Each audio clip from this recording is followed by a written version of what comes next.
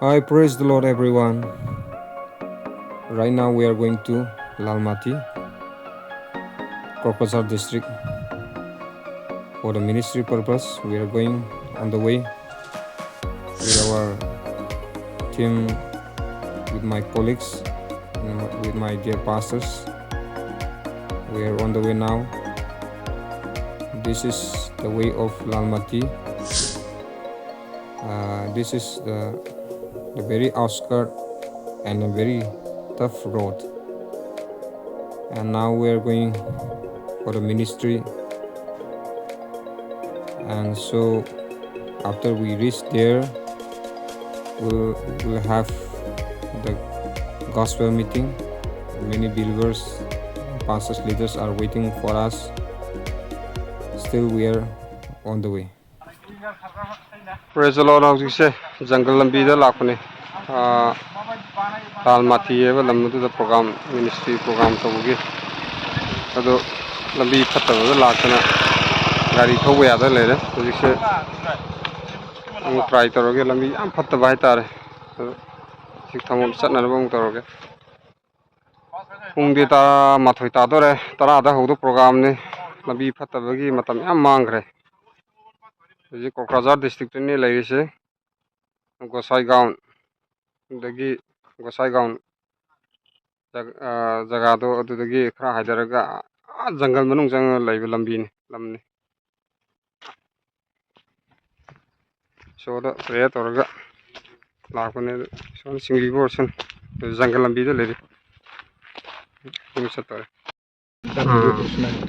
This is among the Uribalambi, the never talk to this. Lambi sikat nanti, lambi ayam orang 4 ribu, jaga 4 kilometer, ame 4 lambi kilometer sang lambi pate, nangal lambi orang belat habis drawa. Onek tu rasta dah jawa lagi. Condition fuel jene, Manipur de laga ministry cali, pastor sing jauh ni. Never human ni. Wala sing yan toro ko sa binari ni Kokazar gi aso manoranjan da lit toro ka so ki thawai se mu yauri lit bo di mana ne especially di na tayang pang chango ina mana so lit to bidi basically so presence ka bana so yaur ko chale na Praise the Lord. Right now I am going with my team. This is Pastor Naro Rabha. This is Pastor Sopon Rajbangsi. This is Pastor Manoranjan Basumatari. So we are going together and our driver is driving on the way. Praise the Lord. Hallelujah. Sunda chai bagan le sunda mayam chai he jungle ne uje lai se chai he samana he चाहे पहले live लगे जंगल मनों के लापा अनि मुक्चंगे जंगल में तो लंबी जाम पत्तवा लंबी जला के मिनिस्ट्री चली जो सोगी तो मुक्ता कोई आराम और apa kayak ada ini संगव तन्नवा ini cepat तन्नवा ini संगव ngomong ngomong teisona ibu kubiri Kalau kubiro jiksa le ministry lah apa Manipur ngomong lagi tamdam lagi kubiraga sangi Kokazar district di Angakpa apa West Bengal Assam border wali bagi anak dan lagi ngomong tak sisa lagi jauh trik saya itu kalau punya di bawah trik jangan lagi tahu trik praise hallelujah so itu jangan kau tamna jual kudana macam tu jauh kalau macam jauh cile tahu tu belum itu orang tak kungkang ni jangan belum kelihatan gaung ni tak kungkang 5 বছরের পরে পরে তাহলে লাল মাটি যে pure লাল মাটি লাম যে like অনেক লাইক পাক লাম কোনো মুখে রিং অ্যাকশন নাংবা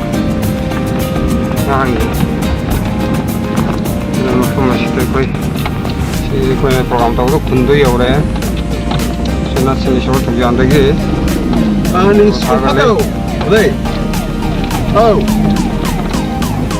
খুন্দু ইউসলে ও দে খুগিলি 어 네 하노 시니 쇼나 살로부 하르디 나수 팅봉은 남반한테 가나나수 레 살로에나 하고는 티 쇼나 살로 하브니 쇼나 타비브니나 이제 거의 겨울에 밤늘 ngaile mo sai cái khung mà phần phong phần đó thì ngày mới thì chúng ta mà thấy một khang ta đấy cái làm gì thật là cái lạc phần bia tôi làm chỉ am sang qua jungle làm gì đó lạc phần jungle जो सी खुंता अंगने कोई था देते से show की था तो मसा बनाए mà ngày đấy cái này में जी yêu đấy xin ना से शो ना था भी बनी ना praise the Lord hallelujah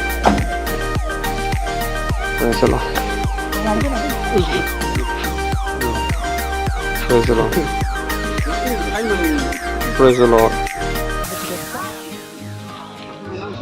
여러분 मेरा बैग इधर में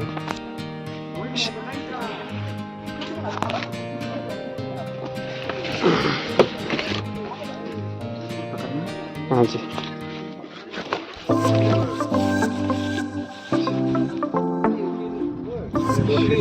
so 부탁할래 여러분 Shona Thabi from me. Go and preach the gospel to every nation by the grace of God. We have reached here at this Lalmati village.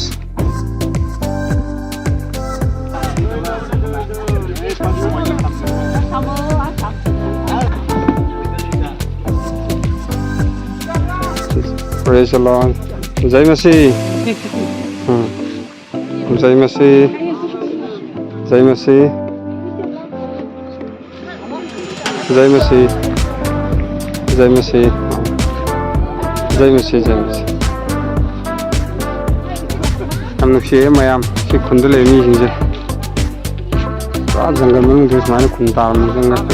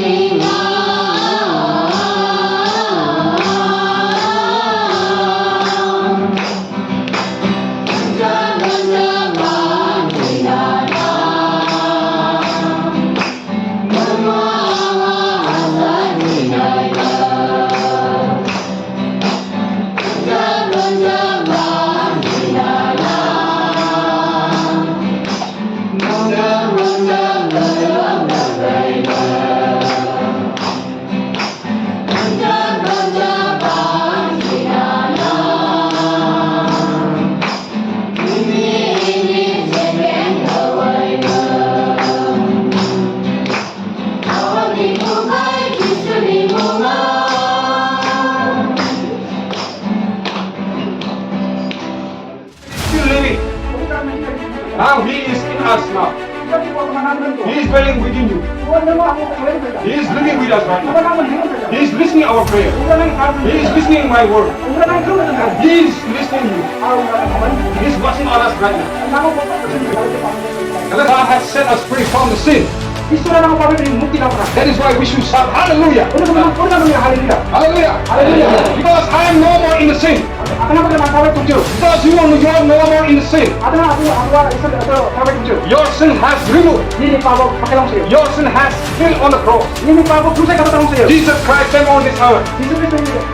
And He died on the cross. And He set us free from the sin. Hallelujah, praise the Lord. Koi uzik lambi da halei koi ngasai program loiraga matungda program mai pa matungda nuai na koi bor phangjere haraga program mai pa na pangtho matungda koi uzik midang ge theng matam sida koi yum halei uzik koi lambi da koi chatli so thagale program mai pa krai nuai re koi uzik yum ge lambi da halei uzik koi midang ge theng laba tara khere le theng laba matam sida koi lambi da uzik suklaba mangi lambi da koi kari thokduna lai koi ngasai chamina tim jing loina na so thagli sona ko thok topi kre sona bopi boisunu anu ba yengbi ba sina live subscribe to bio aduga channel sibunu sibidana support to bio subscribe to simbiyo mayam da naluna hajari thank you.